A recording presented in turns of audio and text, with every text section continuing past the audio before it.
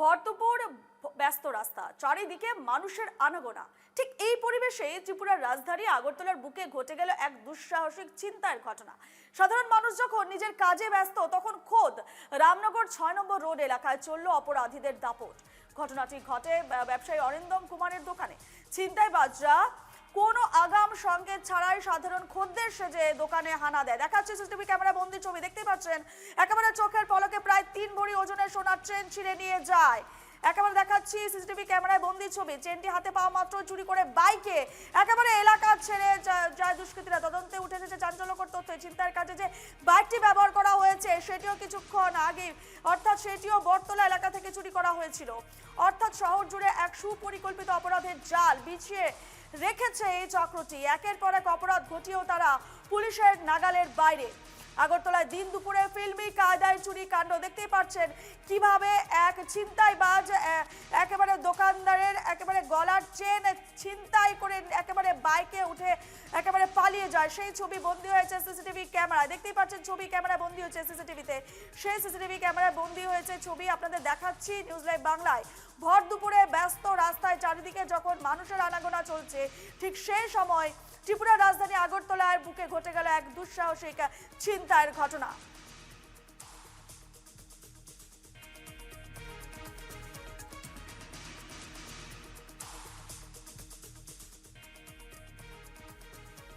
যে ঘটনাটি দেখতে পাচ্ছেন, এই ঘটনাটি ঘটেছে ব্যবসায়ী অরিন্দম কুমারের দোকানে। ছিনতাইবাজরা কোনো আগাম সংকেত ছাড়াই সাধারণ খদ্দের সেজে দোকানে হানা দেয়। চোখের পলকে প্রায় ৩ ভরি ওজনের সোনার চেন ছিঁড়ে নিয়ে যায়। চেনটি হাতে পাওয়া মাত্র চুরি করা বাইকে এলাকা ছাড়ে দুষ্কৃতীরা।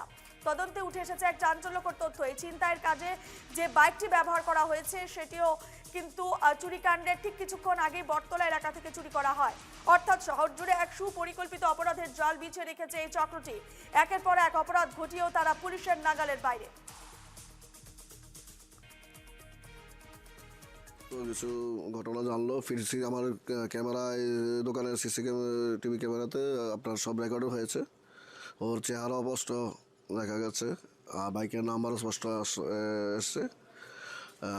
তারা সবই নিয়ে পরবর্তী সময় শুনলাম এটাও নাকি চুরির বাইক। তাও কি গতকালকে সকাল 10টা 10:30টার সময় তারা ওই বাইকটা বটতলা থেকে চুরি করে। ফায়ার ব্রিগেড এসে একজন হেলমেট কাউর থেকে চুরি করে।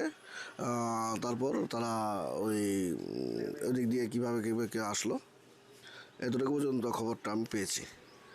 তো এ নিয়ে আরো বিস্তারিত জানবো। ফোন লাইনে রয়েছেন আমাদের প্রতিনিধি ভূপাল চক্রবর্তী। ভূপাল, সিসিটিভি ক্যামেরা বন্দি ছবিতে আমরা দেখতে পেলাম কিভাবে ছিনতাই করা হয়েছে।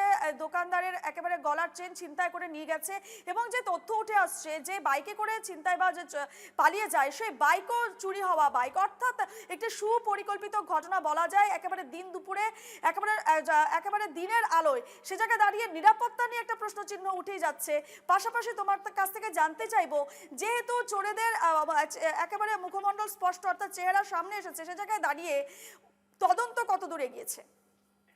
দেখো রূপা, একেবারে আগরতলার নাকের ডগার এই ঘটনা, এবং বলা যেতে পারে গোটা রাজ্যের প্রধান যে থানা যেটা বলি পশ্চিম আগরতলা থানা, সেই থানার আওতাধীন এলাকাতেই এই ঘটনা। শুধু তাই নয়, মুখ্যমন্ত্রী নির্বাচনী কেন্দ্রের একেবারে নিকটবর্তী এলাকায় এই ঘটনা। তো স্বাভাবিক কারণেই খুব ভিআইপি জোন এলাকা বলতে পারি রামনগরের এই 6 নম্বরের 2 নম্বর ক্রসিং এলাকা। সেখানে দিন দুপুরে এইরকম ঘটনা ঘটিয়েছে চোরেরা।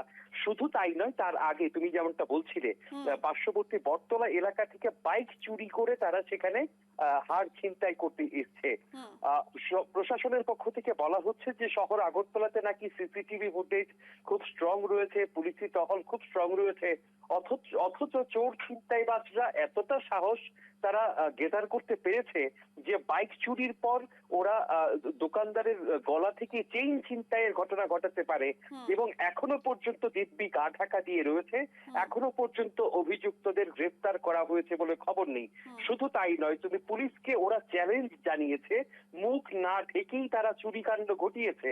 এখনো পর্যন্ত সেই ছবি পুলিশের কাছে থাকা সত্ত্বেও তাদেরকে চিহ্নিত করা বা গ্রেফতার করার কোনো রকমের সুযোগ কার্যত পুলিশ এখনো পায়নি। স্বাভাবিক কারণেই ত্রিপুরা পুলিশ বা শহর আগরতলার নিরাপত্তার প্রশ্নে এটা বড় ধরনের প্রশ্নচিহ্ন। রূপা, একদমই একদমই নিরাপত্তার ক্ষেত্রে একটা বড় প্রশ্নচিহ্ন, কারণ দিনের আলোয় ভর দুপুরে এইভাবে ছিনতাইয়ের ঘটনা যথেষ্ট নিরাপত্তার ক্ষেত্রে যথেষ্ট উদ্বেগের বিষয় দাঁড়িয়েছে এবং সে জায়গায় দাঁড়িয়ে পুলিশের তদন্ত আগামী দিনে ঠিক কোন দিকে এগোয় এবং এই চক্রটি, ভূপাল, এই যে চক্রটি রয়েছে সেই চক্র সম্পর্কে কি কিছু জানা যাচ্ছে? দেখো, পুলিশের পক্ষ থেকে এখনো কিছু জানা যায়নি, তবে দোকানদার যেটা জানিয়েছেন তারা হিন্দি ভাষায় কথা বলছিলেন। সাধারণত আগরতলাতে স্থানীয় লোকেরা যে হিন্দি ভাষায় কথাবার্তা বলে না, সেই জায়গায় হিন্দি ভাষী কারা এসছে এবং কারা, উনি বলছেন অনেকটা বিহারি অথবা উত্তরপ্রদেশের বলার ধরন ছিল। তোমাকে আরেকটা কথা বলি যে এই অঞ্চলে কিন্তু গত বেশ কয়েকদিন ধরে বেশ কয়েকজন বিহারি যুবককে গ্রেফতার করা হয়েছে যারা বিভিন্ন মাদক দ্রব্য পাচারের কাজে জড়িত ছিল। অনুমান করা হচ্ছে সেই চক্রের সঙ্গে এই ছিনতাইবাজদের একটা সম্পর্ক থাকতে পারে, যারা এই অপরাধ কাণ্ড ঘটিয়ে রেল মারফত আবার ওই সংশ্লিষ্ট এলাকাগুলিতে চলে যাচ্ছে।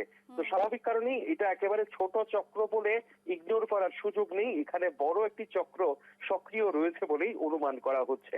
বেশ বেশ, এই চক্রের হদিশ কবে নাগাদ পায় পুলিশ প্রশাসন? আদৌ এই চক্রটি কোথা থেকে এসেছে, কিভাবে তারা পুরো বিষয়টি পরিচালনা করছে আগরতলার বুকে, সে বিষয়টিও যথেষ্ট উদ্বেগের কারণ হয়ে এখন দাঁড়িয়েছে, প্রত্যেকের আতঙ্কের কারণ হয়ে দাঁড়িয়েছে। এই মুহূর্তে তোমাকে ধন্যবাদ জানাচ্ছি ভূপাল। যে চুরি কাণ্ড দেখছেন বা যে ছিনতাইয়ের ঘটনা দেখতে পাচ্ছেন, সিসিটিভি ক্যামেরায় বন্দী হয়েছে দেখতেই পাচ্ছেন, একেবারে দিনের আলোয় এক দোকানদারের একেবারে সোনার চেইন ছিনতাই করে নিয়ে যাচ্ছে এবং যে বাইকে করে গেছে সেই বাইকটিও কিন্তু চুরি হওয়া বাইক। অর্থাৎ একটি সুপরিকল্পিত ঘটনাকে একেবারে দেখা গেছে, একটি সুপরিকল্পিত ঘটনারই একটা বহিঃপ্রকাশ এবং সে জায়গায় দাঁড়িয়ে এবারে প্রশ্ন উঠছে আগরতলার মানুষ এখন কতটা নিরাপদ এবং সে জায়গায় দাঁড়িয়ে পুলিশ প্রশাসনের তদন্ত কোন দিকে মনে, সেটিও দেখার বিষয়।